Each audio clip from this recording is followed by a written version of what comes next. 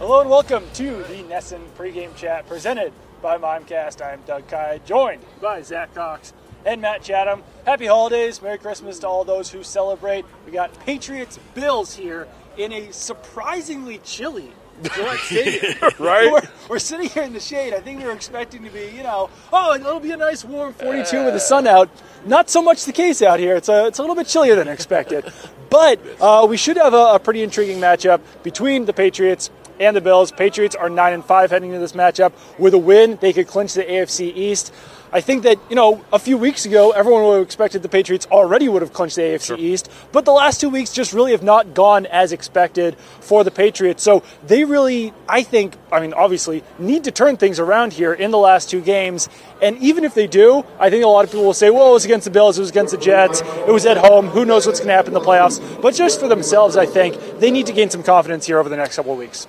What I'll say is sort of from the other side of the field. I remember when I played for the Jets for those years, coming back here, and in moments where you knew the Pats had not been quite at their standard, you kind of smell blood in the water. Mm-hmm. And so you have to, as much as, appreciating what you want to see out of your team, you kind of have to look at how they look to other people. And I think right now, this is the kind of moment where on a bad Bills team, at least not to their standard, they're nowhere near playoff contention now, they're going to look across the field and say, hey, this is sort of a season redeemer for us. As motivated as the Patriots are to get rid of the last 2 weeks stinkers, they have to understand that they're facing a team that's as equally motivated to beat themselves. Yep. Yeah. The Bills got rid of Kelvin Benjamin a couple weeks ago. They're kind of rolling with some young talent now. I think absolutely. I think they view this game as kind of a sort of a springboard towards next season if they can pull it a win here. Yeah, there has been obviously a lot of doom and gloom from fans and the media over the last couple of weeks, and to me, it's kind of understandable. Like I said, I don't think anyone expected the Patriots to be in this place. They go 12-4 every year or better, and now they have 5 losses for the first time since 2009. But, Matt, why do you think there's so much, doom and gloom around this team right now? Well, I think the biggest issue that fans sort of latch onto, and again, I agree with you, understandably so, it's because it's not that they've lost, it's how they've lost. And I think we get in a mode here in this particular market to mocking other teams that lose the way the Patriots have lost the last couple of weeks. It's easy to look at other teams across here and watch them blow situational football, not know how many timeouts they have in one spot, or not be able to do the both sides a half thing and get points, and be poor in the red zone but move the ball up down the field and just get box score yards. Those are the things that we mock other teams for. They do all the other stuff, but they can't stop the run. That's really who the Patriots have become in the last couple of weeks. Again, it's just a 2-week span. It doesn't have to be what they're going to be down the road, but I think it's those things, not that the record necessarily is what it is, it's the way they got there. Yeah, 2 very un-Patriot-like losses they're coming off of right now. A normal Patriots team, most of the Patriots teams that we've seen over the last 20 years really win that game in Pittsburgh last week, because the Steelers really shot themselves in the foot a lot of times. Ben Roethlisberger had 2 pretty bad interceptions. And even as poorly as the Patriots played, they were 10 yards from a game-tying touchdown. Then they have the penalties. Just playing football, like you said, it's not what we're accustomed to seeing from this Patriots team. They have 2 more weeks to turn it around before the postseason. But it makes sense that people are down on this Patriots team right now. So one thing, and again, I think we're all sort of in agreement on that point. But one thing that I wanted to go back and look at is okay, I know what it felt like here as a player myself. I know that we did have the one championship, obviously, as an 11-5 team. I think there are a lot of fans out there, and that rightfully so, look at that as sort of a fairy tale. It's like, yes, you did do that once at 11-5, but don't count on it ever happening again at 11-5. The caveat to all that, though, is you have to look at this league outside sort of the New England bubble. I think that's really important, and I think one reason fans presume it can't be done from the position they sit in now is because they haven't, but the league has, with regularity. And I think that's really the thing to sort of, let me back away. The Patriots haven't done it that way, but the rest of the league's been doing it pretty often over the last 15 years. So you can look, I'll try to ramble through the list. Both Giants teams, a 10-6 team and a 9-7 team, both wild card teams obviously did what they did. The Packers, all that history with Aaron Rodgers and great quarterback, they were 10-6. They were a wild card team, and Aaron actually only played good in 2 of the 4 games. So it isn't always necessarily the quarterback playing at the highest level, team peaking in December. You can go back to the Saints. They lost the last 3 games. They sucked in December, and then they go on their run. And again, I don't have to go the entire list. There's even more there. The Steelers are another one of those teams that were bad late. The Ravens, when the Ravens won theirs, they lost 4 or 5 and then went on the hot run. So there are two things that I think people often latch on to because they're used to seeing the Patriots do it. They can suck in September. That's okay. But they crescendo. They're great in December, and they blow through the playoffs with a bye or a pretty regular season record. By and large, throughout this league, there's a lot of scuttling December from teams that have won championships. It's almost about an every other year clip over the last 10. So for whatever that's worth, all it means is that the opportunity's still there, still as ripe as it ever would be. I would also say, and I feel like I'm usually the eternal optimist, but as much as the Patriots have struggled, it's not like the rest of the teams in the NFL are tearing it up right now. Exactly. It looked like the Chargers were the hottest team in football. They lost to the Ravens last night. For a while, the Chiefs were the hottest team in football. They've lost 2-4. The Saints have kind of sputtered a little bit. The Rams have sputtered a little bit. So there's no one team that you're looking at as like, okay, well, the Patriots can't beat them. And maybe a couple weeks ago, maybe a couple months ago, you were thinking that. At this point, it's actually opening up even more, and the Patriots really did shoot themselves in the foot by losing the last 2 games, because if they hadn't, then they would be in the driver's seat for that number 1 seed. It happened. They have to win out. They have to hope for a Texans loss to get that number 2 seed. But let's focus on the Bills, the task at hand here. The Patriots do have to play the Bills. They beat them in Buffalo earlier in the season, but this is a much different looking Bills team, at least on offense at this point, because Josh Allen, the rookie quarterback, is going to be starting. He's really been tearing it up with his legs. And Robert Foster has been one of the most fun players over the last 5 or 6 weeks. Right. He's maybe the biggest deep threat in the NFL right now. And he's kind of a funny story because he didn't play a ton in Alabama. He was their number 4 or 5 wide receiver last year. He played under Bills offensive coordinator Brian Daboll in Alabama, but he's been Josh Allen's number 1 target. He's been going off deep. I think he's averaging 25 yards per catch, and he's really using his 4.4 speed to his advantage. So Patriots definitely have to do a good job of protecting that deep half of the field against Foster and Allen. Absolutely, yeah. I mean, we had we did our podcast earlier this week. I think we just talked about Robert Foster for about 45 minutes. The Robert Foster show, there you go. The biggest thing about this Bills team that I'm noticing is that they're actually kind of fun to watch now, which you don't usually say about a Bills team. I mean, the game that we watched up there in Buffalo was probably the ugliest game that the Patriots have played all season on both sides of the ball. But yeah, Josh Allen's making plays with his legs. Everybody knows how the Patriots struggle to contain mobile quarterbacks. They gave up 81 rushing yards to Mitch Trubisky earlier this season. And Robert Foster has really kind of been the key to this offense the last couple of weeks. The most kind of telling stat that I found this week, Josh Allen, everybody knows that he's got the big arm, but his accuracy is not great. He ranks down at the bottom of the league in completion percentage, but his completion percentage when targeting Robert Foster, 73.7. Completion percentage when targeting everybody else, 43.5. So it's really going to be a take care of Robert Foster kind of game, and I don't think there's really anybody else in this Bills offense that can beat the Patriots. So one of the things that I always like to do is kind of look back and find a comp, and because it's tough with Josh Allen because he played a little at the beginning, a little bit at the end now. I think the Patriots, if you're looking to what you saw that might be similar, that you actually struggle with a little bit, it would be Trubisky. So, and it's part of this is finding body type and the ways they can hurt you. Trubisky is not Deshaun Watson. This is not a quick-footed guy. This is the difference between like in track, like the guy that runs this, the 50-meter hurdles or whatever, or the guy that runs the 100 guy is different than the 400 guy. He's a 400 guy. He's big, he's strong, he's a long strider. When he decides to take off, he can go. But he's not a scat back in the backfield as a quarterback. So it is the shot stuff. But here's where the difficulty comes into this if you're going to try to defend it that way. The Patriots were not having issues whatsoever, well, at least in that particular game, against the Bears with run stopping. You got Jordan Howard, you got Tariq Cohen. You have a group of pretty dangerous backs and a much better offensive line. They defended the run really well that day. They really sucked with pocket control with Trubisky. Now you get to a little bit comparable situation, an unheralded wide receiver group. We know it's not experienced, obviously. Zay Jones is out there, hasn't done much the last few weeks, but does have a 100-yard game. Benjamin's gone. Charles Clay's still there, but relatively unused. We assume McCoy's going to play again this week, but hasn't for a bit. So there are weapons there, but it's not a high-end group. That said, the Patriots are now having a problem stopping the run. And I think independent of what the Bills have done against other people, against Detroit in their more recent games, they're going to look at the Patriots and say there's an open wound there that we have to test. The offensive line, though, for the Bills has been a major issue throughout the year. We did our the full 1-1 early in the year. What was their sort of impending weakness? It was that offensive line. And it's by and large the same offensive line.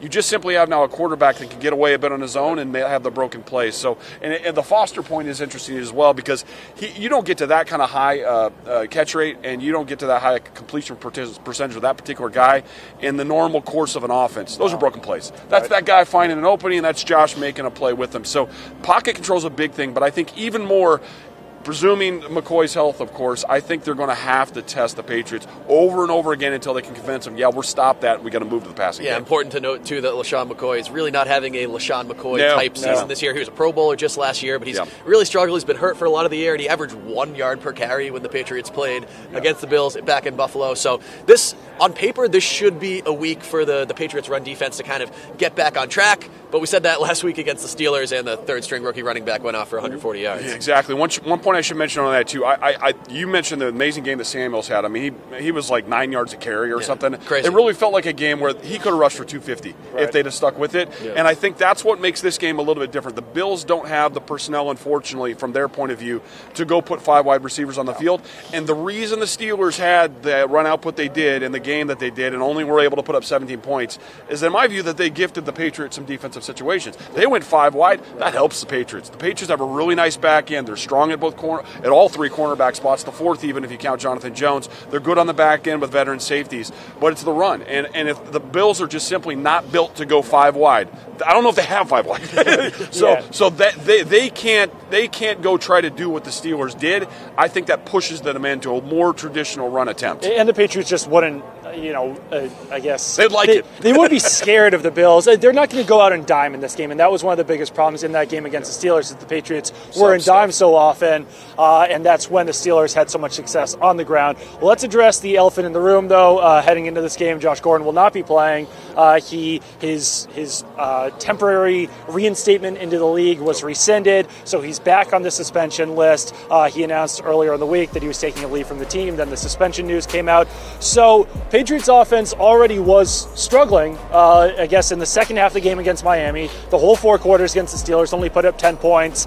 Now you're dealing without Josh Gordon. So to me, this means Chris Hogan has to step up, Philip Dorsett has to step up, and some of the guys who are already playing, Rob Gronkowski, James White, both have to step up as well. And James White's a guy who, early in the season, he was really the Patriots' MVP. He was playing wide receiver too. He was playing fantastic. Yep. He was catching 10 passes a game. He was getting it done on the ground. He really has not been utilized quite as heavily. Yep.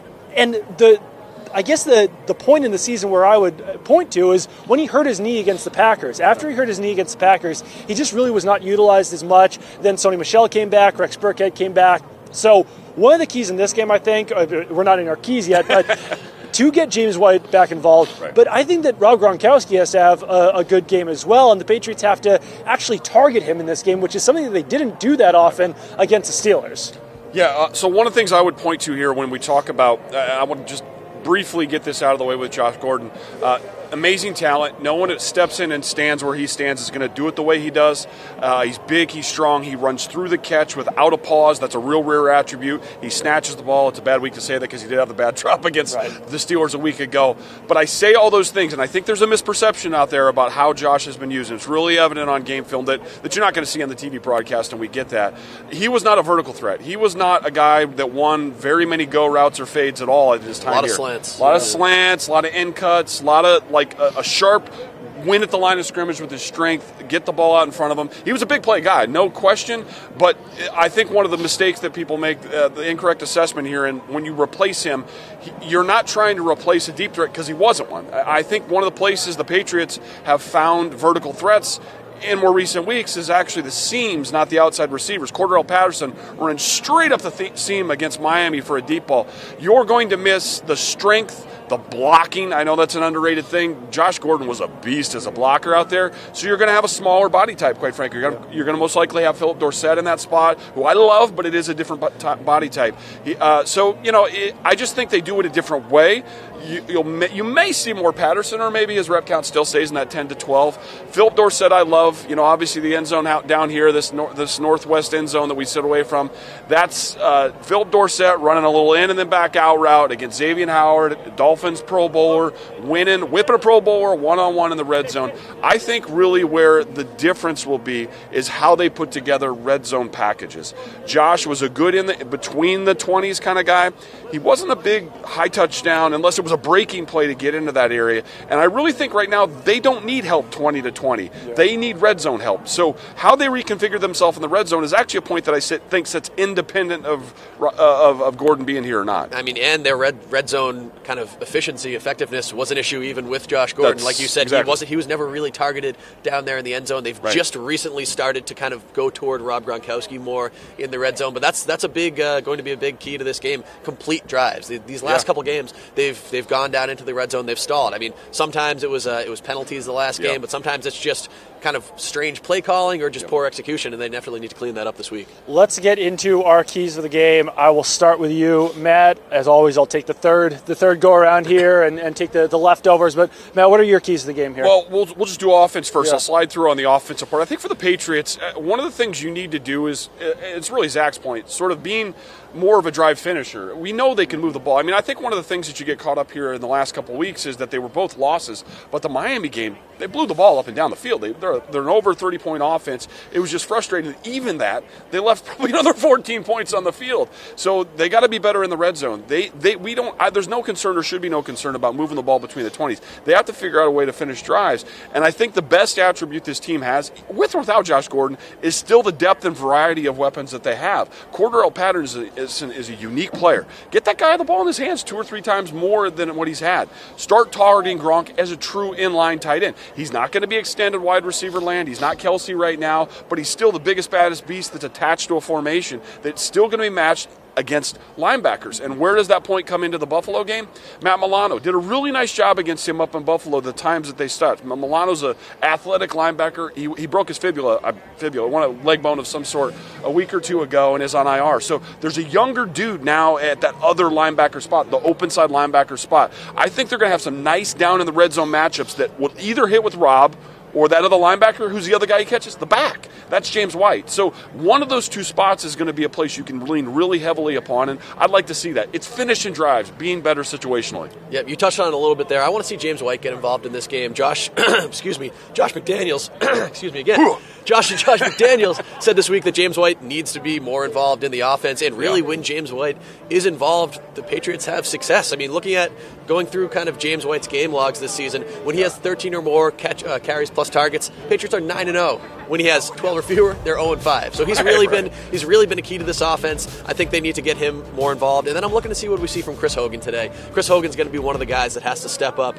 in Josh Gordon's absence, and he's really kind of having a down season. 3 of the last 6 games hasn't even had a catch. Right. Not all of it is his fault. He was open for a touchdown in Miami. Brady wasn't able to hit him there. He was open downfield against Tennessee on a couple of those deep shot plays. Brady didn't look his way, so he's getting open on plays. But we need to see the Chris Hogan that we saw 2016 and early 2017. He hasn't really been that player this year, and they're going to need him to step up in this game. My key is just that Tom Brady has to trust his offensive line a little bit more. I think the Patriots' offensive line has done actually a really good job this year. A lot was made of it over the offseason when they lost Nate Solder. How are they going to replace Nate Solder? I think Trent Brown has done a really good job there at left tackle. And in the last couple of games, it does seem like Tom Brady has been bailing out a little bit early, thinking that pressure might be coming when it's not. With Josh Gordon out, with the offensive weapons not as good as they were a week or 2 ago, I think that he might need to give them a little bit more time to get open. I'm not saying allow yourself to get drilled here, but just stay in a little bit longer, let things open up a little bit. I think that will free up the offense a little bit. Let's go defense, special teams now. Well, I mean, defensive point kind of tells itself, and we've really done this for the last couple of weeks. In the NFL, this isn't a Bills point. This is you've got an open, gaping wound right now that the other 31 teams have film for, and they're going to run the football right down your throat if you don't stop them. This is not a team that's going to be heavy with fullback necessarily, but they may just put a fullback in. They may just put a fullback in behind whatever or in front of whatever back they have, or go 2 tight ends, whatever it may be, and run right over guard to guard. And basically right behind the center. Go right down the middle, because unfortunately right now the Patriots don't look like, at least, I'm not going to say they don't have it on the roster, but they haven't been taking to game day a nose. They're playing without got a nose, and they're playing some defensive fronts that require a nose tackle, and the guy that's been there hasn't been able to get it done. So I'm a little bit, obviously here we're before inactives as we're talking to you folks.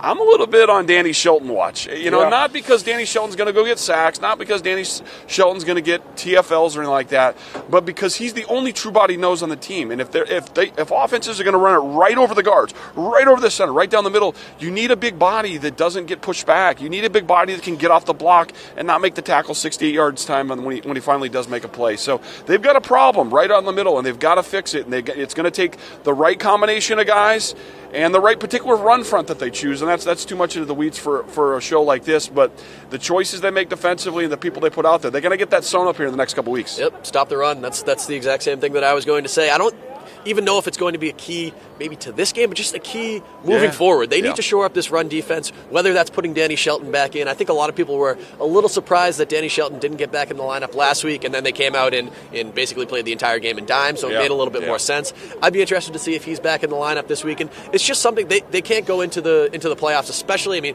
looking down the line, if they end up playing a team like Baltimore that runs the ball 50 times a game, they need to get this corrected before the playoffs. They can't go in averaging or allowing, 8.4, 7.5 yards per carry. They got to get this cleaned up.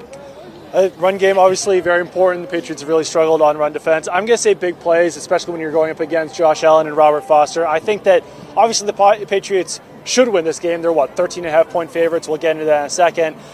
Really, one of the ways that they could lose this game is by allowing big plays, and that would be Robert Foster and Josh Allen connecting. So we've seen Patriots secondary has been very good for the most part this season.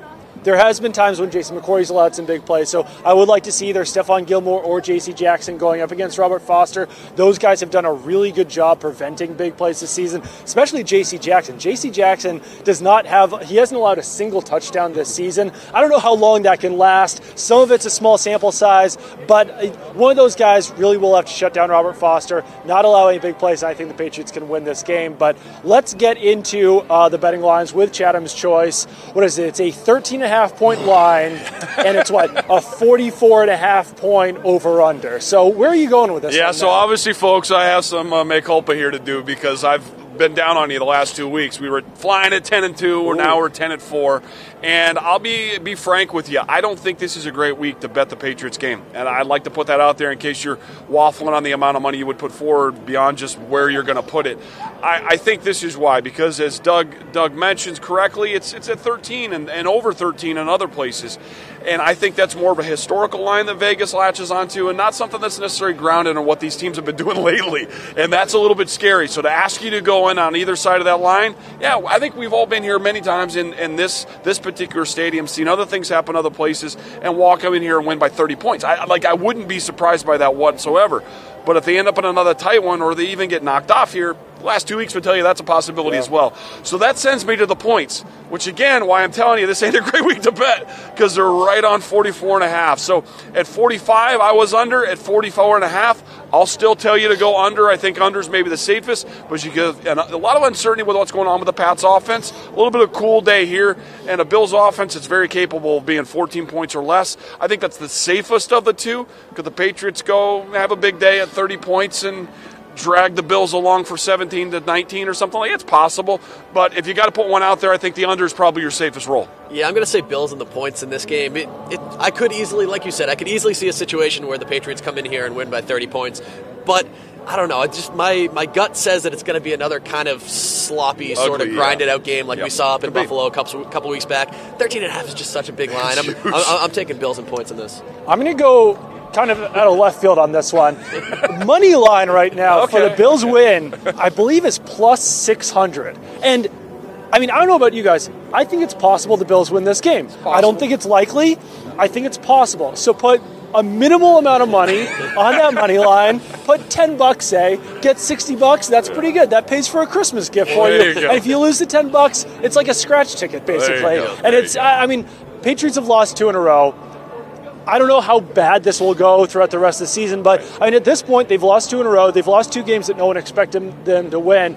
And when the money line's plus 600 on a team that's lost 2 games in a row, they've been good at home, but I'd say it's possible the Bills win this game. Maybe if you're a Patriots fan, it'll sweeten the blow a little bit if they lose this game. But I think that will do it for this week's NESN pregame chat presented by Mimecast. As I said off the top of the show, happy holidays to you guys. Merry Christmas for all of those who celebrate. For those who don't, enjoy the day off on Tuesday. Go see a movie, have some Chinese food, do something like that. But keep it on NESN.com for all of your Patriots coverage. Follow me on Twitter at Doug Codd. Follow Zach at Zach Cox NESN. And follow Matt at Chatham58. Bye-bye!